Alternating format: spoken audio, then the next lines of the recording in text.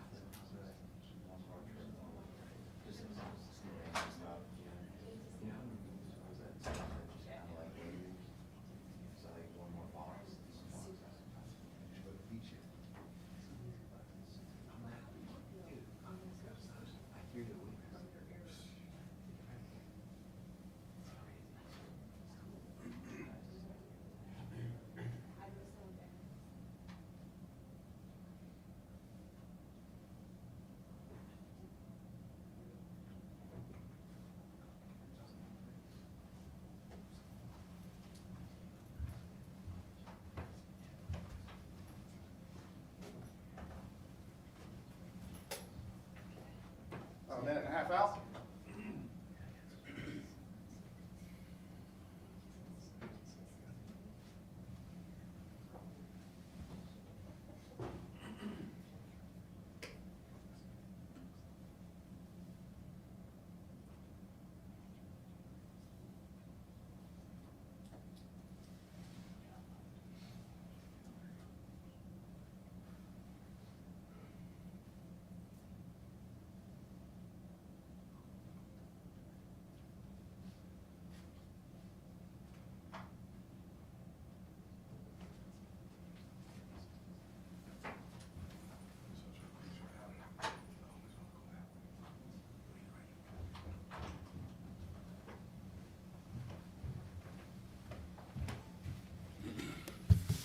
About 30 seconds out.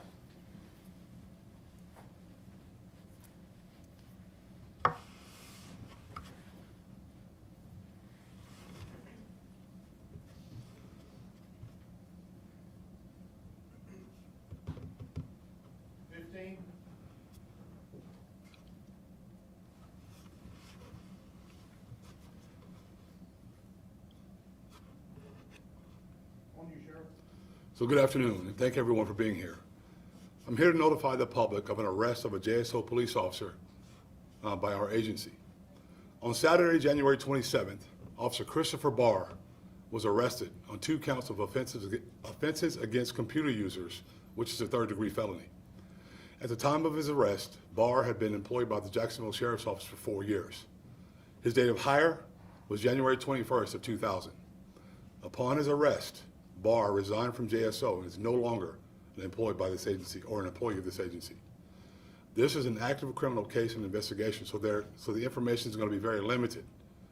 I can't provide a whole bunch, but I will, however, share information about this investigation a little bit later as additional facts come to us and this investigation continues to move along and it's completed. What I can share at this time is that Barr was arrested using protected databases to access and disseminate law enforcement information to unauthorized individuals. This is the 2nd arrest of a JSO employee by this agency in 2024. As I've said before, I'm going to continue to say it every time this happens. When a JSO employee has been arrested, no one is above the law, and we're not going to tolerate the violations of law by our agency. Openness, transparency, and accountability outweighs any personal allegiance to anyone. It doesn't matter who it is. We won't tolerate it. And when a member of this agency violates the law, that person will be held accountable. So we're done there. If there's any questions, I'll be glad to answer them for you at this time.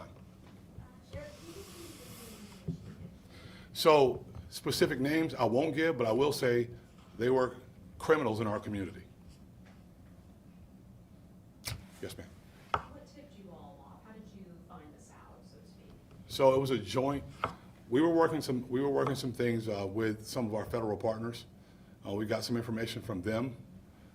After we got that information, we started looking into it very deeply, doing some audits, and we were able to confirm that that information was in fact true.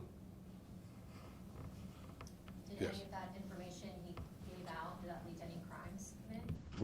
That's part of the ongoing investigation. And if it does come to that, and we do find out about that, and we can't prove that, there'll be additional charges.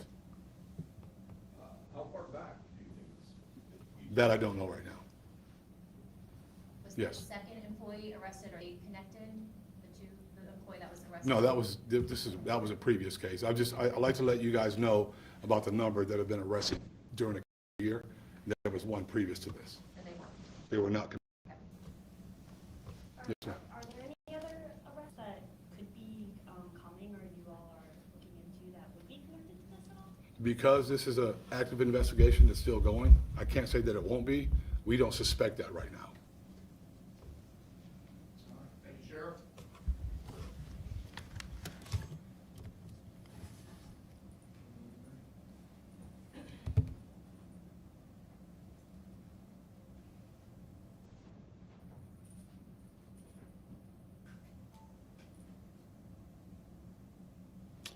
So next, a little better news. I'll be sharing outcomes pertaining to a successful cross-agency investigation that ultimately resulted in the arrest of 18-year-old Michael Sanders III on 2 counts of armed robbery. But before I begin, I'd like to recognize the incredible work of the investigators dedicated to this case and their service to our community. This investigation was handled by the Robbery and Violent Crimes Unit. And while the location and apprehension of Sanders was conducted by JSO's Community Problem Response Unit. Because of the coordinated efforts of these detectives, Sanders' robbery spree was ended in just a matter of days before it escalated. And based off previous knowledge, these things always escalate. The more they get away with it, the more they do. So on January 12th and 21st, Sanders planned and executed armed robberies with almost identical characteristics.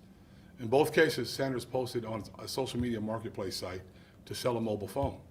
In each robbery, the victim and Sanders communicated over a social media site and set up a time and place for the purported transaction. When Sanders arrived on each scene, rather than conduct the agreed upon transaction, he robbed the victim at gunpoint of cash money or money from a cash app. Pulling resources and expertise from the Robbery and Violent Crime Unit, detectives quickly identified Sanders as a serial robber and built criminal cases against him. After an arrest warrant was issued for Sanders, detectives with the Community Problem Response Unit were tasked with locating Sanders.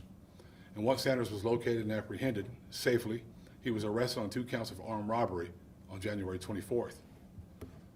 Again, because there are now criminal cases pending against Sanders with our partners at the State Attorney's Office, I can't provide a bunch of detail on the investigation or the evidence against Sanders at this time. With that being said, I'm pleased that Sanders is now off the streets and facing serious criminal penalties, as he will no longer be able to victimize members of our community.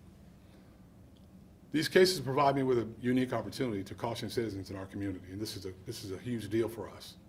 Increasingly, we are all using social media marketplaces to engage in retail transactions. I do it. And there's nothing wrong with that. However, I urge you to set the location of these transactions at police substations in each of our 6 districts. If these transactions are conducted during daylight hours in the presence of law enforcement, the likelihood that they will devolve into robberies is very, very low. So please avail yourself to the use of your substation across the city, or one of your substations across the city, so that you can safely and securely conduct your social media marketplace transactions. You can go online at www.jacksheriff.org to locate your police service district and the location of your closest police substation. And at this time, I'll take any questions that I can, and I'll try to answer what I can. Do you believe that he acted alone? I do at this point, yes. That's the information that we have. Sheriff, back with Barr, you said that he gave personal information to criminals. Are any of these criminals tied to any gang activity? That's a very strong possibility. And is his arrest report mentions a witness? Did he also give witness information to the criminals? That I don't know. I'd have to look at that closer. Yes, ma'am. Speaking of Barr, do we know which database he used? Which database he used to We'll get that for you, and we'll give it to you.